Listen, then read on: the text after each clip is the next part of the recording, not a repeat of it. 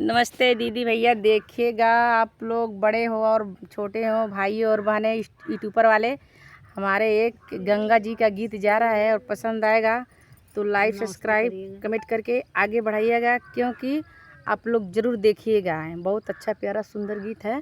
देखिए, इधर आए हैं हम लोग बगीचे में गाने के लिए। कितना सुंदर लग रहा है। हम लोग आए बगीचे में, हरियाली आया है, बहुत मज़ा दे रहा है। बहुत मज़ा आ रहा है गाने में। आप लोग को ऐसा ही आएगा, आप लोग देखेंगे तब।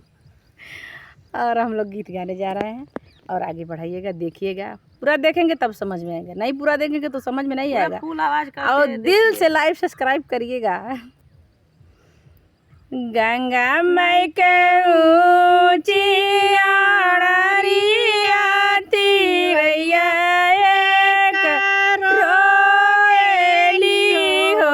गंगा माई फेंका तू पानी लारिया डूबी मारी जई तीन। गंगा माई के ऊंची आड़रिया तिवैया एक रोएली हो। गंगा माई फेंका तू मैया पानी डूबी मारी जही तीन।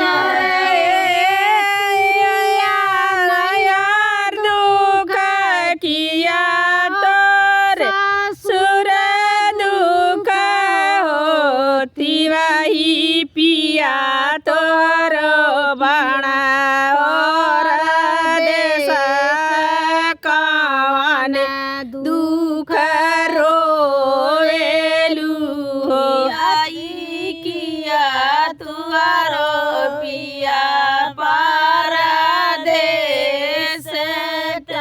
वही दुख रोई किया तुहरे पिया परदेस कौन दुख रोवेलू।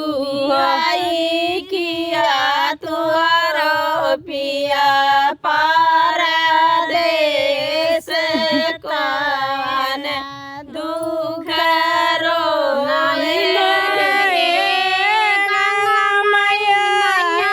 सुख नहीं मोर सुर दुख हो।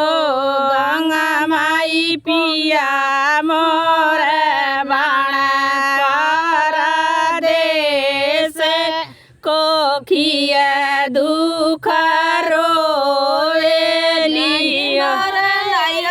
दुख नहीं मोर ससुर